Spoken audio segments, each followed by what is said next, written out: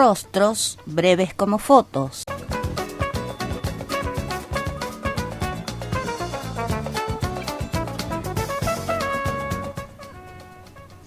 Conducción, María Inés Arce.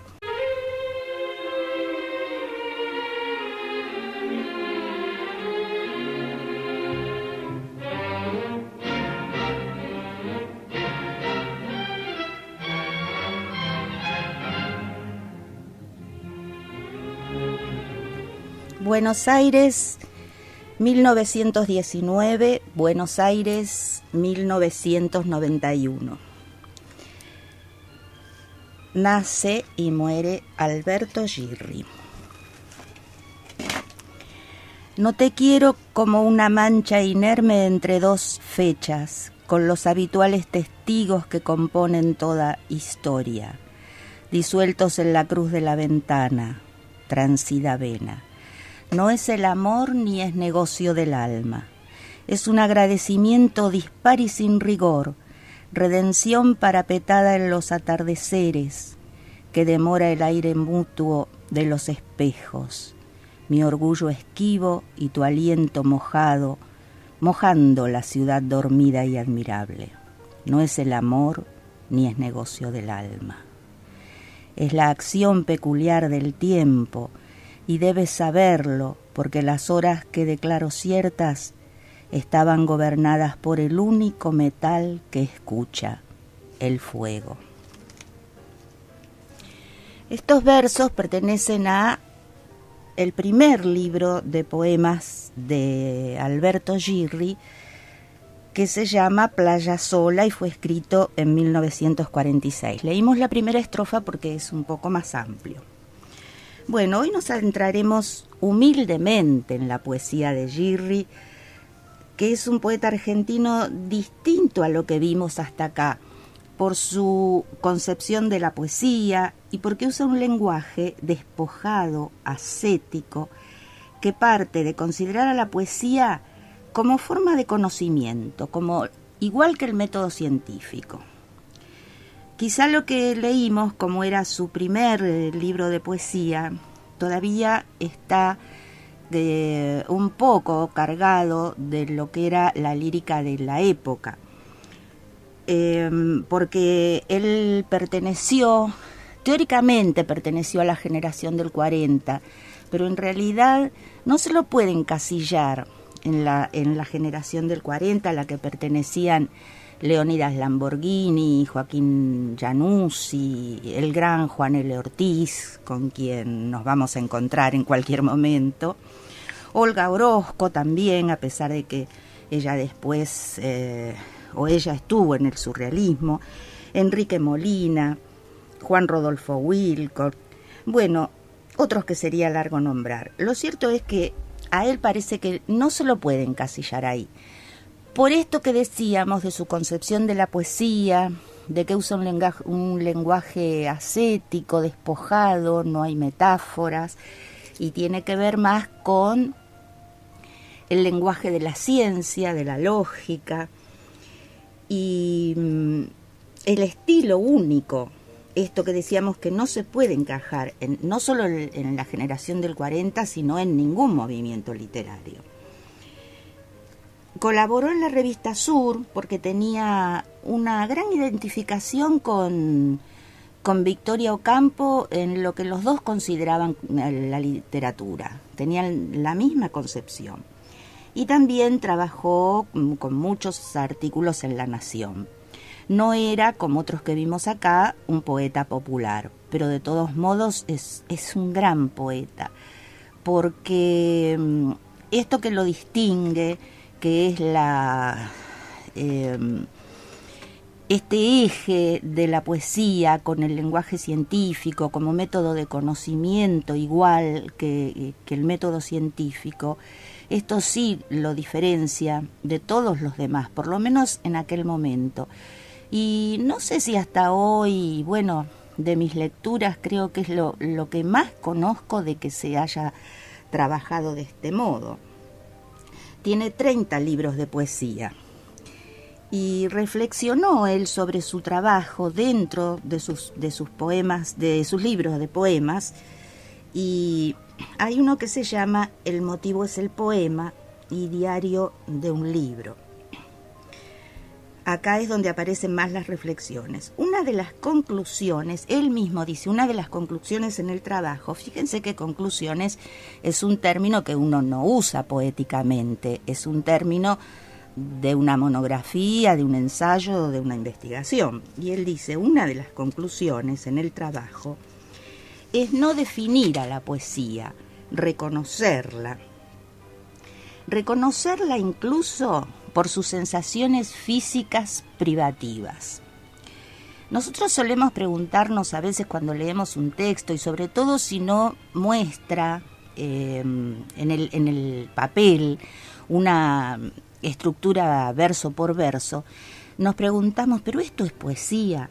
Y Alberto Girri nos recomienda, para saberlo, reconocer lo escrito hasta por las sensaciones físicas que nos provocan. Creo que es muy cierto, uno siente según la sensibilidad y según lo que tenga el poema de carga emotiva, o no, como suele pasar en los poemas de Girri, que se siente como un algo que puede ser una sensación física. Otra conclusión que lo caracterizó como distinto a otras concepciones es la poesía tercamente explícita, dice él, como una demostración, pasos algebraicos, ninguna inocencia ni perplejidad. Ahora, uno se siente identificado normalmente o generalmente con muchos poetas y quiere alcanzar ese silencio de la poesía donde no dice nada, pero se dice dentro de todo el contexto lírico. Y si quiero decir mi concepción particular es que la poesía es lo no dicho, es lo que queda después de que se leyó, es aquello que no se dijo, pero que nos remite a pensarlo el lector. Bueno, pero parece que Girri me desdice, sí. Él dice, tercamente explícita como una demostración. Ahora, sin embargo, el silencio, porque él también trabaja con el silencio, es un elemento significante, porque borra los límites del discurso. Decíamos que él tiene un discurso lógico, un discurso científico, y acá hay una oposición entre el discurso poético y el discurso lógico, discurso científico, y ese silencio a veces borra esos límites del discurso. A mí me gustaría compartir con ustedes un poema que se llama Pro Millot. Henri Millot es un poeta francés y él escribió un poema, porque después les voy a contar que él tiene además como oficio de su vida, como oficio trascendental la traducción, ¿no? Pero bueno, Pro Millot dice: el privilegio de conocer abismos llevados de la mano, allí donde la pobreza, no la riqueza del léxico, es dominio y señorío del estilo. Y luego prestarse a la droga, promesas de que ingiriéndola se depondrá toda reserva, trastocada la receptividad en la receptividad de un ciego, destrabada y sin vallas, en positivo urgir, impaciencia de los rostros que la droga sirve no para acercarnos a paraísos, sino con la consigna de exacerbar nuestros encuentros, duplicar la intensidad de sus datos. Así que cuando aparezca un rostro simple, la droga acentuará su inocencia, y cuando uno sarcástico, lo será incomparablemente, y cuando uno espiritual, resplandecer de sustancia incorpórea, y cuando uno contrahecho, falso. El vocabulario, el léxico, como podemos ver acá, no tiene nada que ver con lo metafórico, no tiene mucho que ver con lo emotivo. Creo que se ve un poco de este lenguaje despojado que decíamos al principio. Bueno, y ahora entonces nos vamos a escuchar un poco de música.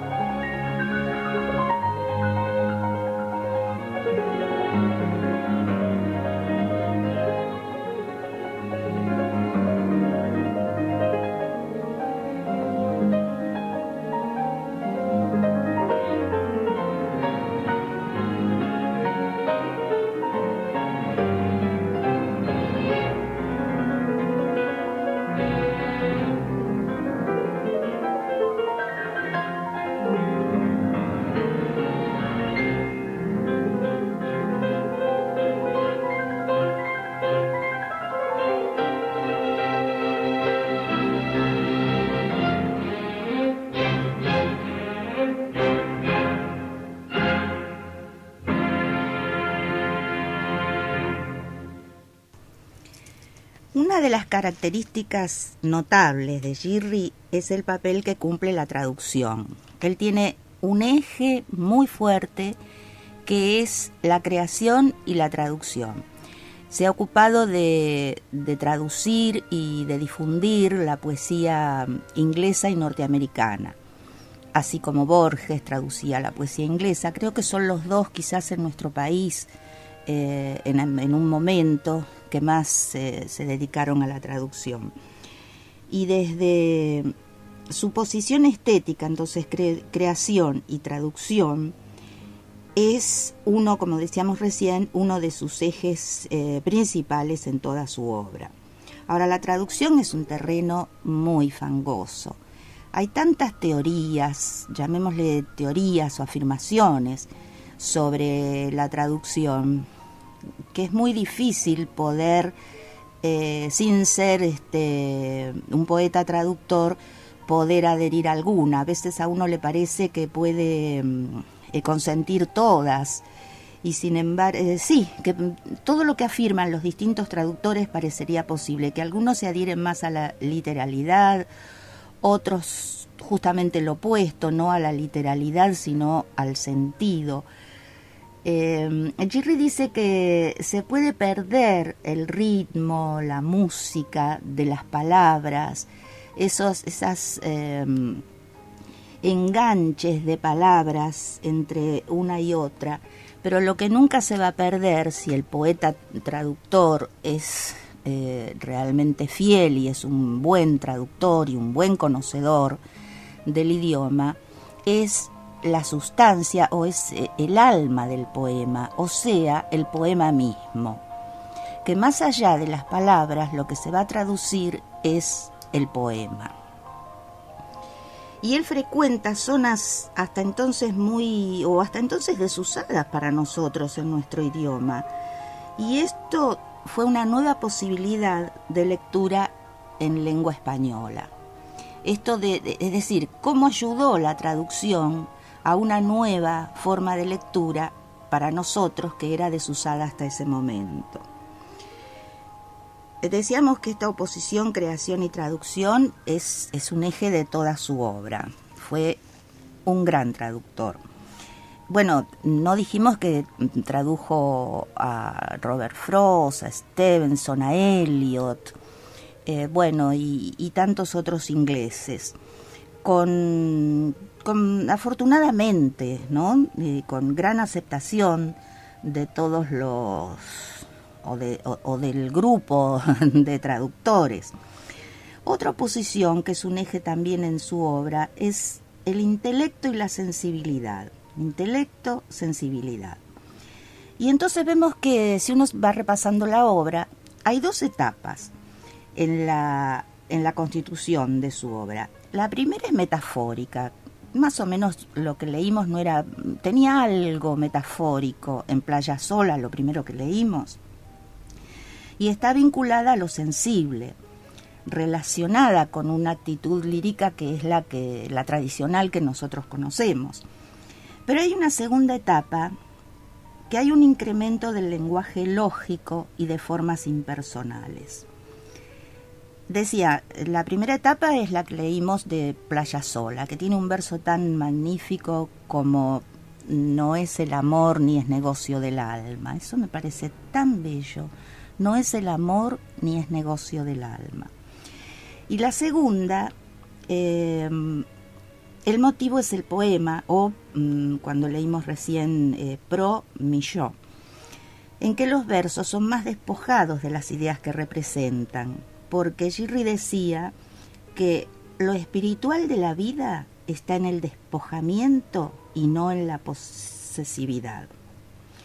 Y él, a lo largo de toda su trayectoria, su obra, privilegió la segunda etapa de su creación. Como es dable que así sea, que el poeta, el creador, el traductor vaya evolucionando a través del tiempo y de su continuo crear. Me gustaría también compartir con ustedes un poema que se llama Accidentes que la posteridad conjetura. Es del libro Valores Diarios de 1970. Y dice, como verán, acá no hay ni muchos sentimientos ni metáforas, como les decía, así que estén dispuestos a escuchar una poesía más bien ascética y despojada. Al examinar, bueno, ya que estamos escuchando a Chopin, al examinar a Chopin, los doctores de Mallorca iban a tientas. Nunca pretendieron averiguarnos lo que las crisis tenían de autocastigo, las conexiones entre el yo y el superyo, las componentes homosexuales. Se entregaban a oler lo que él escupía, a reconocer con los dedos la región desde donde escupía, a escuchar mientras escupía. Y arduo, penoso, escabroso, hubiera sido determinar su eficacia si apaciguaban los impulsos de muerte de uno que dejaba ser desentendido.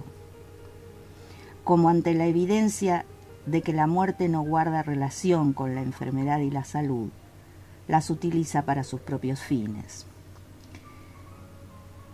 Un ojo atento a los pantalones colgando de sillas y la esperanza concentrada en persuadir a algún demonio para que se llegue hasta el cuarto y pulverice manuscritos, despojos, impida que esos pantalones acaben exhibidos en vitrinas, motivo de estudio, de reverencia.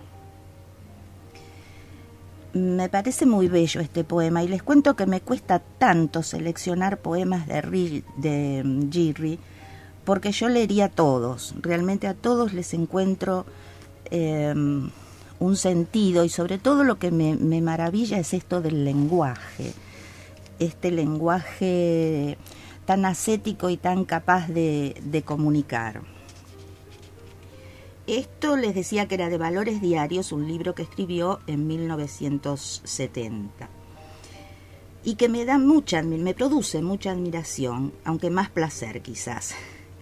De sus traducciones, hay un libro que se llama Casa de la Mente, que escribió en 1968, y traduce a un poeta llamado Kusano Shinpei, y el poema se llama Keroke la rana.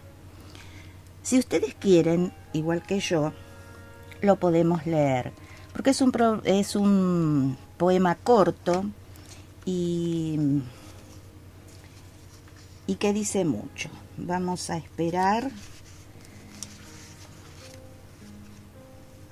que se nos traspapeló, y esto es muy terrible, pero vamos a encontrar a Kusano Shinpei, que es a quien tradujo Girri, en Keroke la rana.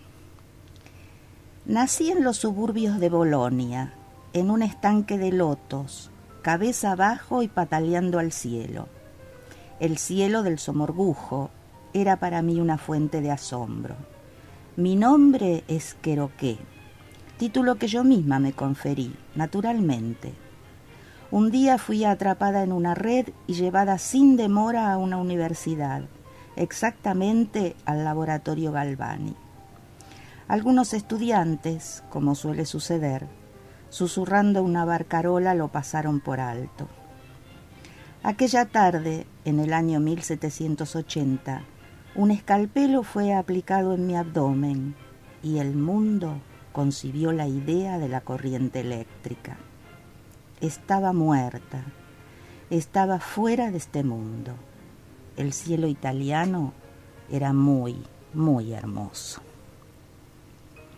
Bueno, esto de cómo fue el primer experimento o un experimento sobre la electricidad y hacerlo con una rana, como se había hecho, y puesto en palabras poéticas, puesto en poesía, bueno, esto es lo que me maravilla realmente, porque podemos tener emoción y sensibilidad y sentir que el poema nos transmite esa emoción.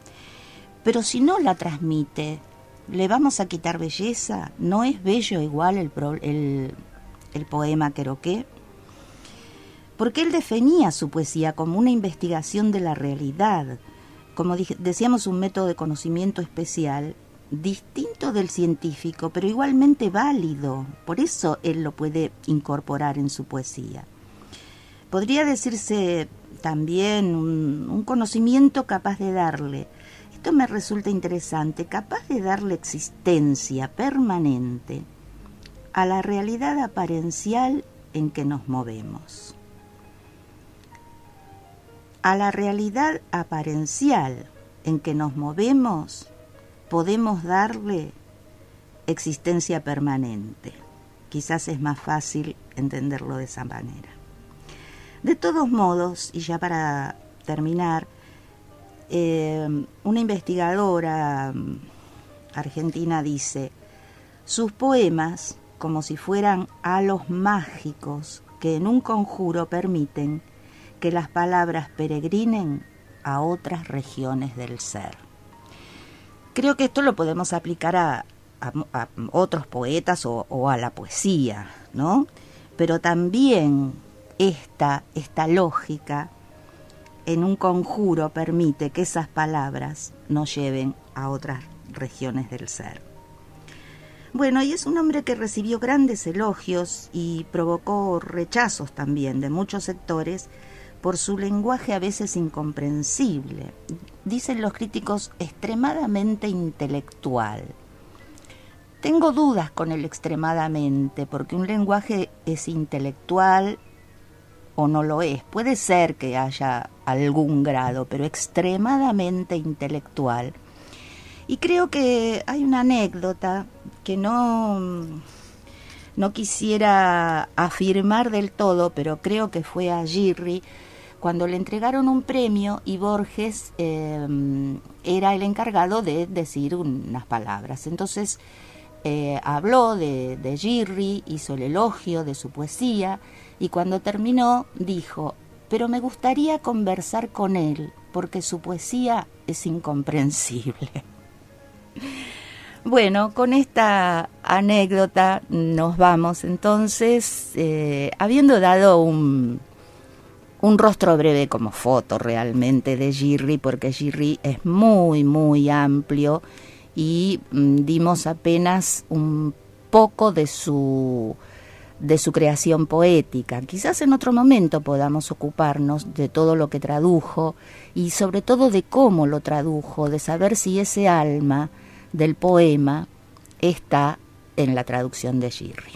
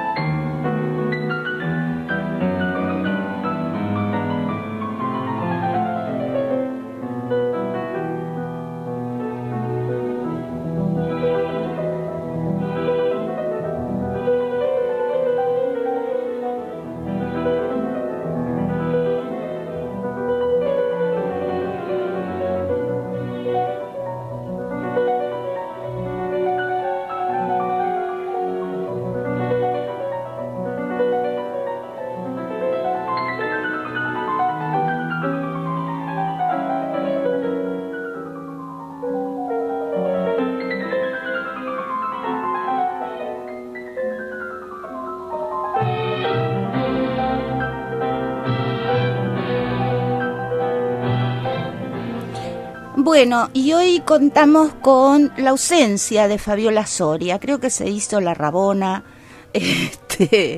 No, realmente nos avisó que tenía un inconveniente y me encargó que yo leyera la columna que ella nos hace todos los martes. Yo voy a leer, ¿se acuerdan que ella intentaba hacer una antología imaginaria con cuentos de distintos autores? Y nos contaba un poco en qué consistía cada uno y en qué consistía la poética de esos cuentos. Lo que yo no tengo muy claro es si lo que yo les voy a contar, les voy a leer, es lo que ella ya nos contó. De todos modos no nos viene mal recordarlo. O esta es una segunda parte. Estábamos hablando la semana anterior, planteamos el tema de qué define a un cuento para armar una antología imaginaria con las que consideraba lo que se consideraban 10 mejores cuentos. Y nombra 5 cuentos de autores argentinos: Rani, de Carlos Peralta, Los Donguis, de Juan Rodolfo Wilcock. Juan Rodolfo Wilcock lo mencionamos recién como perteneciente a la generación del 40. La Virgen de la Tosquera y El Aljibe, ambos de Mariana Enríquez.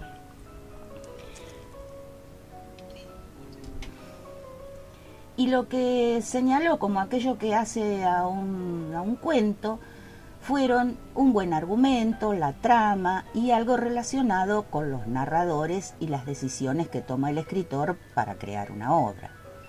A partir de acá va a nombrar los otros elementos que tiene que tener un cuento.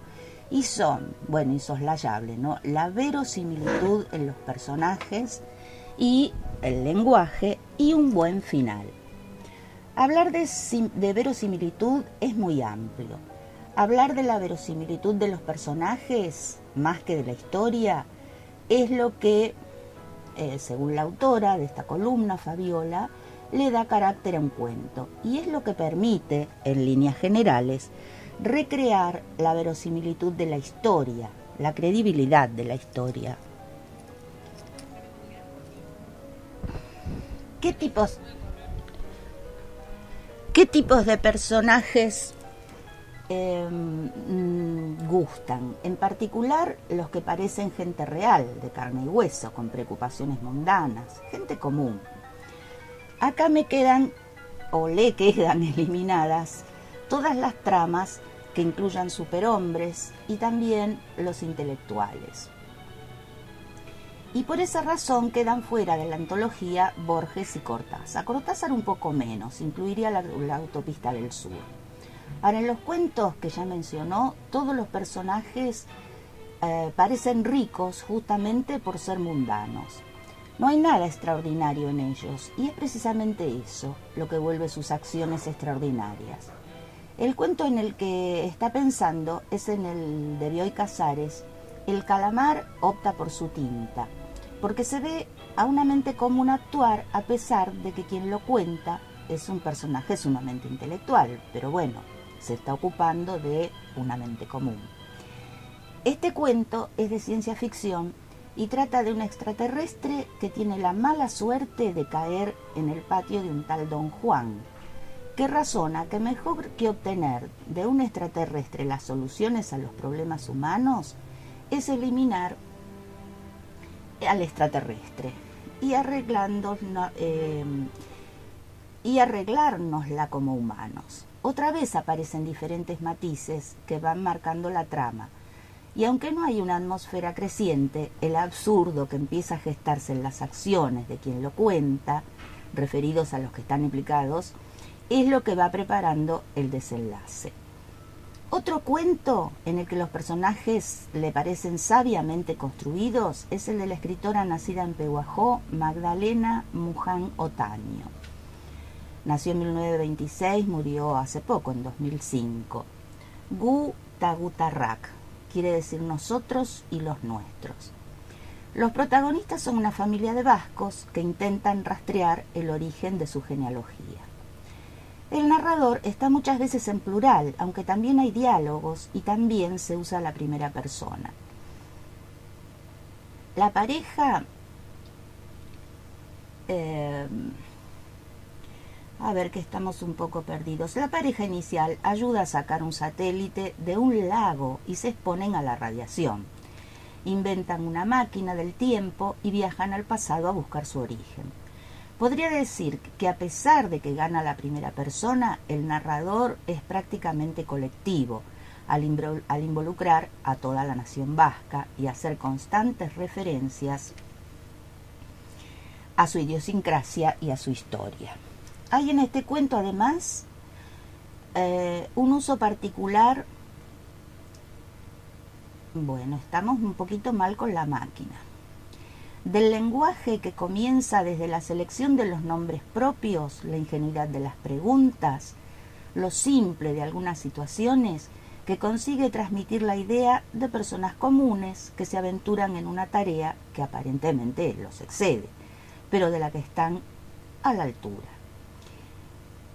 Este cuento da pie para hablar de otro elemento que considera importante, el lenguaje.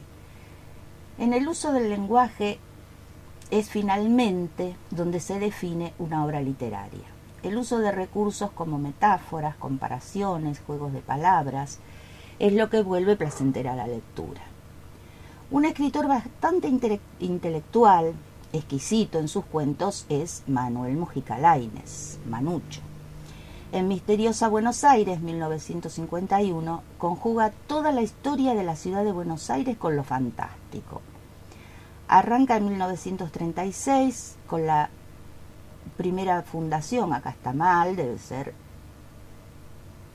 en 1536, con la primera fundación y termina en 1904. El libro parece una joya en sí mismo y cualquier cuento que se tome de él es meritorio. En La Sirena o La enamorada del pequeño dragón, usa el contraste de una historia violenta por un lado y el amor ingenuo o el primer amor que se desprende de estas heroínas. Los cuentos abundan en descripciones, pero en ningún momento resultan pesados, sino que permiten dejarse llevar, porque enmarcan la historia, le dan sentido, le permiten ser. Y para terminar, el final. Los finales le parecen a la autora la frutilla del postre, el elemento sorpresa, lo que permite dar cierre a la trama, ubicar cada elemento dentro de un sentido coherente. Le gustan los finales que se revelan a lo último, o si se anticipan, que el desarrollo sea completamente inesperado. El primer escritor que le hizo pensar en esto fue Vargas Llosa, con el cuento El desafío, que está en Los jefes y los cachorros de 1959. Pero como la antología es de escritores argentinos, va a pensar en Sara Gallardo. 1931 nació, 1988 murió. En la montaña es un cuento ambientado en las guerras por la independencia, en la cordillera de los Andes, donde un soldado es dejado atrás al ser dado por muerto. Queda malherido y es rescatado por una criatura, el Iminzi, que lo mantiene cautivo. El Iminzi. El personaje encuentra unos papeles y le adjudica a la criatura la identidad de un soldado desertor. Sin embargo, la criatura es en verdad una hembra que concibe con él un hijo. El cuento termina cuando el soldado descubre esta verdad y, aunque rescatado por sus compañeros, queda completamente loco.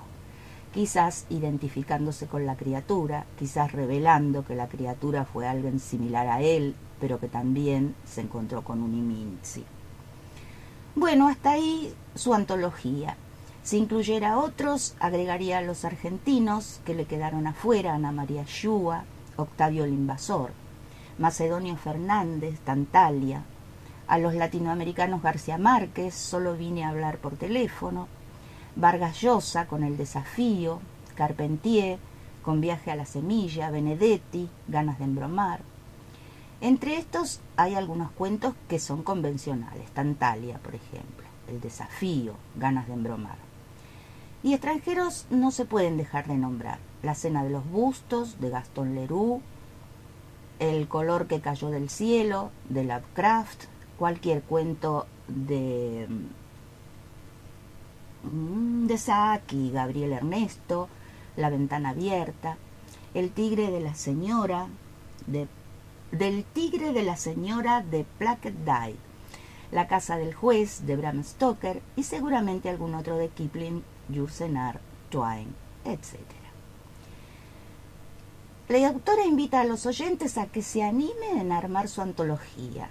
Buena idea, ¿no? Que cada oyente pueda armar su antología con sus cuentos de preferencia, para descubrir qué es lo que les gusta, qué tipo de lectura disfrutan y si se atreven a escribir, qué les gustaría crear. Bueno, hasta aquí hemos intentado reemplazar a Fabiola Soria, tal vez no con tanto éxito porque tuvimos que leer esta columna, pero bueno, finalizamos este bloque y le esperamos para el próximo programa.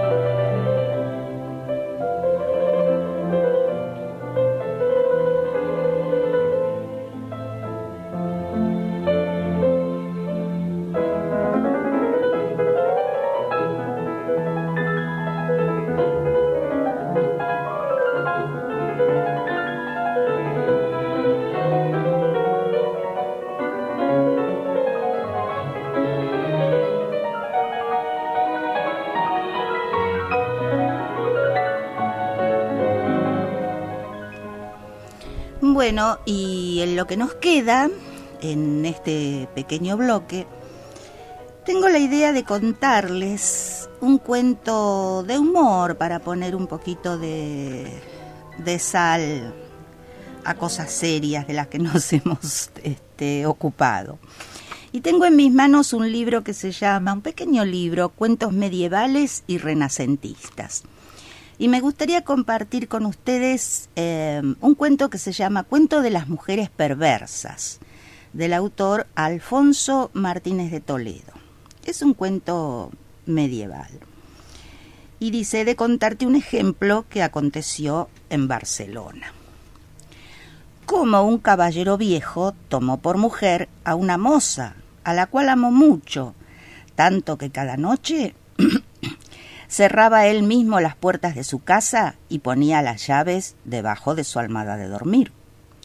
Acaeció que este caballero, por ser viejo, no contentaba a su mujer, así en el acto carnal como en las cosas que le menguaban, y por tanto la mujer amaba a otro. Y cada noche tomaba las llaves mientras dormía su marido y se iba con su enamorado. Y haciéndolo muchas veces, acaeció una noche que se despertó el marido y echóla de menos. Fuese a la puerta y hallóla abierta. Cerróla por dentro y subió a los corredores altos de la casa y miró por una ventana hasta la plaza. Vino luego su mujer y hallando la puerta cerrada, se puso triste, empero llamó a la puerta y respondió el caballero: «Mala mujer, muchas noches te he probado, certifico que quedarás afuera». Y ella dijo: «Señor, yo he sido llamada por una esclava de mi madre, la cual yace tan doliente que creo no se levantará de esta enfermedad. Por tanto, ruego que me abráis, por amor de Dios». Y él respondió: «Por cierto, no entrarás». Ella, oyendo esto, díjole: «Señor, tú sabes que aquí cerca de la puerta hay un pozo, y si no me abres, yo me echaré en él». Y él dijo: «Quisiera Dios que te echases». Y dijo ella: «Señor, pues que así lo quieres, me lanzaré en él. pero primero quiero encomendar mi alma a Dios y a la Virgen María. Dicho esto, llegóse al pozo, lanzó dentro una gran piedra y escondióse cerca de la puerta. El caballero, cuando oyó el golpe de la piedra, dijo: «¡Ay de mí, que mi mujer se ha ahogado!» Y descendió y corrió al pozo. Y ella, estando escondida, cuando vio la puerta abierta, entró en casa y cerróla. Entretanto, estaba el caballero junto al pozo llorando y diciendo: «Oh, desventurado, que he perdido a mi tan querida y amada mujer, maldita sea la hora en que cerré la puerta». Y oyendo ella esto y burlándose, le dijo: «Oh, viejo maldito, ¿cómo estás ahí ahora y a esta tal hora? ¿No te basta mi cuerpo? ¿Por qué vas cada noche de puta en puta y dejas mi cama?» Entonces vinieron los guardias y prendieron y castigáronle toda la noche en la prisión y por la mañana le pusieron la picota. Bueno, esto habla de la habilidad de ciertas mujeres. Realmente es muy gracioso que la joven era quien se iba noche tras noche, pero dio vuelta a las cosas y quedó el hombre como el infiel. Bueno, creo que podemos escuchar un poquitito más de música y ya nos vamos acercando al final.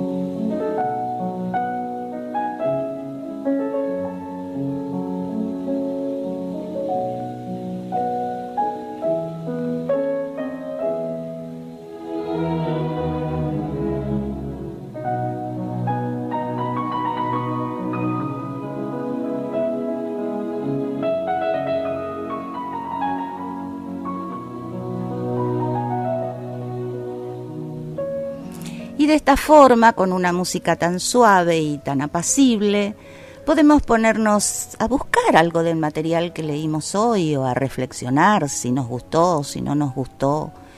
Y les cuento que nos pueden escribir al grupo de Facebook Rostros Breves como Fotos y dejarnos sus inquietudes, sus críticas, sus elogios, lo que quieran. Esto fue Rostros Breves como Fotos.